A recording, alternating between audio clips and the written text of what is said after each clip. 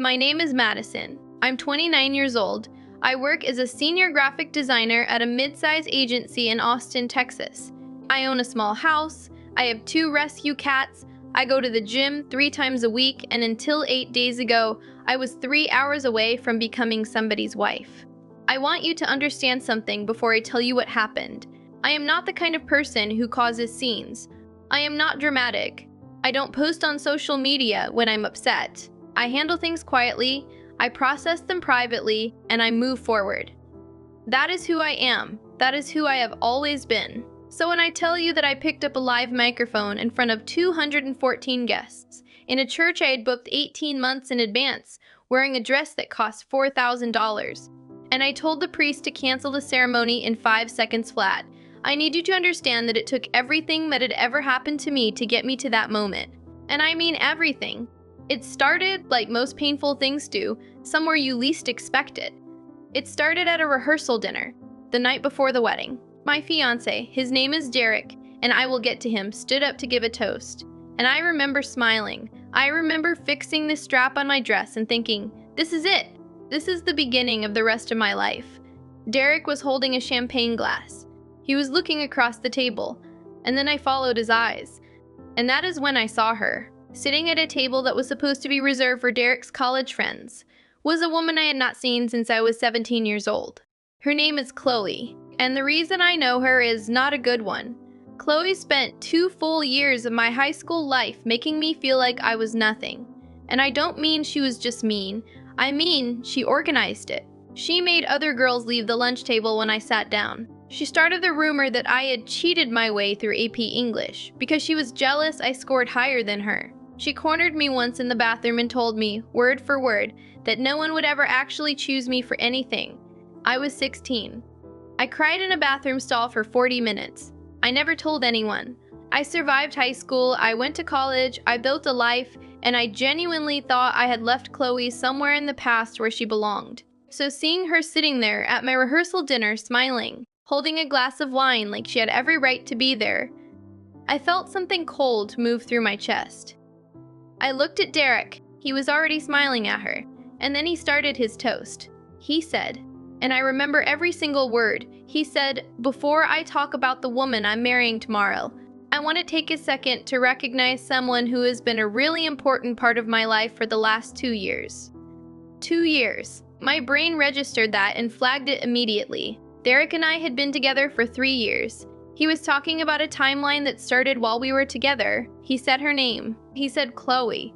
He said she had been his emotional anchor. His words. Emotional anchor. He said that she had helped him through some of the hardest moments of the past couple years, and that he would not be the man he was without her. And then he raised his glass to her, specifically before he raised it to me. I sat at that table and I did not move. My maid of honor grabbed my hand under the tablecloth. My mother looked at me from across the room with this expression I had never seen on her face before. Other people were shifting in their seats. The energy in that room changed in real time, and I smiled. I kept my face completely still and I smiled because I had already decided something. I had already made a choice in that moment that I was not going to let anyone see me break. Not that night. What I did not know yet, what I did not find out until 4:30 in the morning, when I couldn't sleep and I picked up Derek's phone off the nightstand because it buzzed, was just how deep this actually went. What I saw on that screen changed every single thing.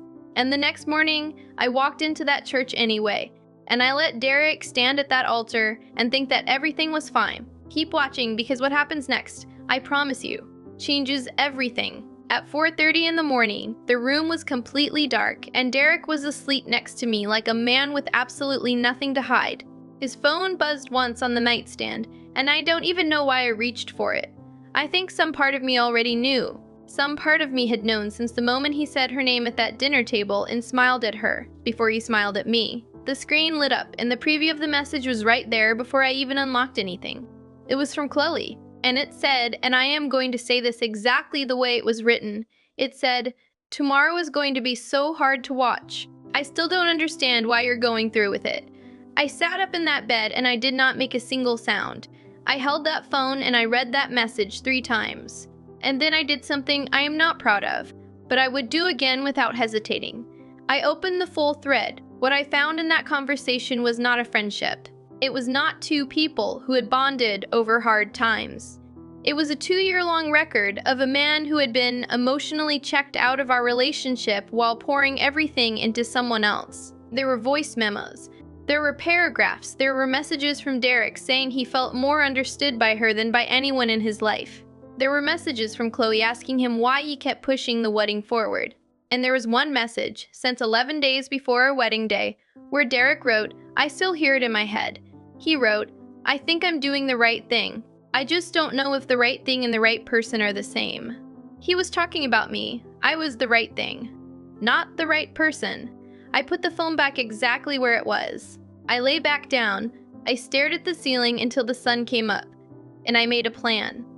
I did not wake my maid of honor. I did not call my mother. I did not cry. I have thought about that a lot since then. The fact that I did not cry. I think it was because I had already been through something like this before, just in a different form. I had already learned at 16 years old in a high school bathroom that breaking down in the moment gives other people the power. And I was done giving people power over me. I got up, I did my hair, I did my makeup, I put on that $4,000 dress, and I went to that church. And here is what I need you to understand. I was not going there to get married. I was going there because 214 people had traveled, taken days off work, bought gifts, and shown up for me. My grandmother had flown in from North Carolina. My college roommate had driven 11 hours. These people did not deserve to get a phone call saying the wedding was off because my fiancé had feelings for my childhood bully. They deserved to hear it from me, in person, with the whole story. So I walked down that aisle. I watched Derek's face when he saw me, and I looked for guilt there and I found it, just for 1 second, just a flicker, before he replaced it with a smile. Chloe was sitting in the 3rd row on his side. She was wearing a pale blue dress. She would not make eye contact with me. The priest began. We got through the opening. We got through the reading. And then Derek was handed the microphone for his personal vows. He started talking. He said my name. He said I was his best friend. And then something happened that I did not anticipate.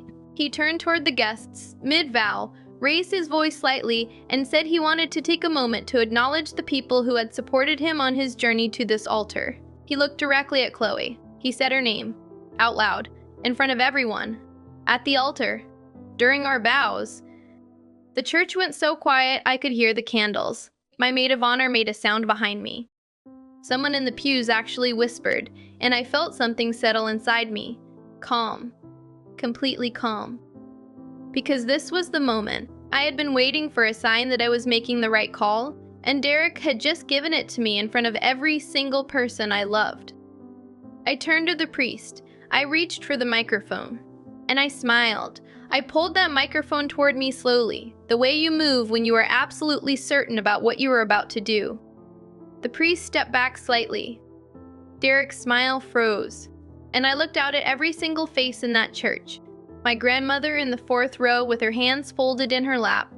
My college roommate standing near the back. My mother gripping the edge of her pew. And I spoke clearly and without any shake in my voice at all.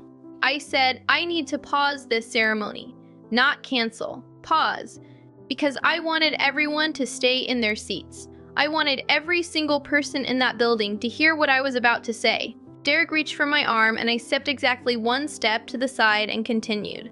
I said, before we exchange vows, I think the people who traveled here for us deserve to know the full picture of what they're celebrating. The church was so silent that when someone shifted in a wooden pew near the back, it sounded like a crack of thunder. I looked at Derek. I said his name once. I said, do you want to tell them or should I? He said nothing. His jaw moved, but nothing came out. So I told them. I did not scream.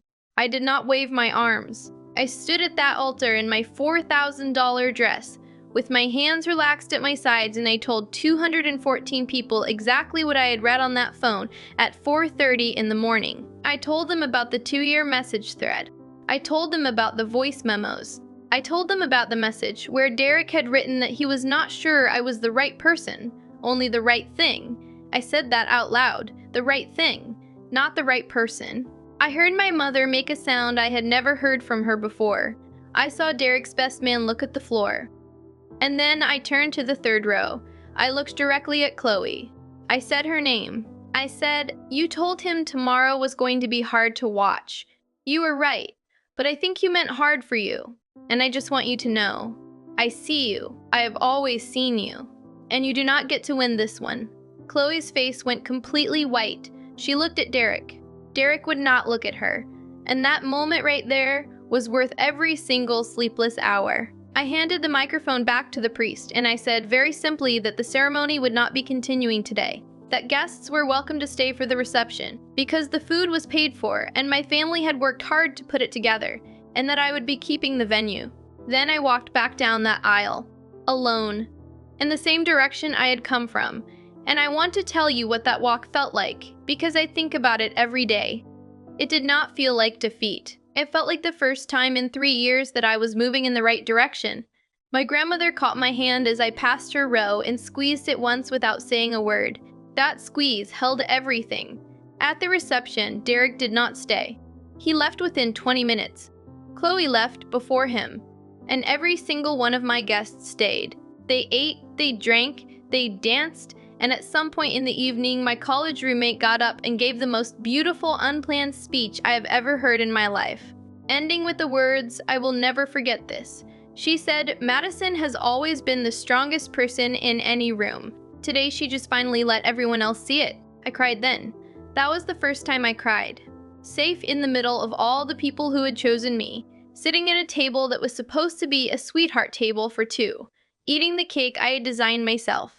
In a dress I was never going to wear again, feeling more like myself than I had in years. Derek called 4 days later. I did not answer. His mother texted me an apology that was 3 paragraphs long, and I appreciated it more than I will ever tell her. I have not heard from Chloe. I don't expect to. What I know now, what I carry with me out of all of this, is that walking away from the wrong thing at the hardest possible moment is not weakness. It is the most powerful thing a person can do. I chose myself at that altar, and I would do it again every single time.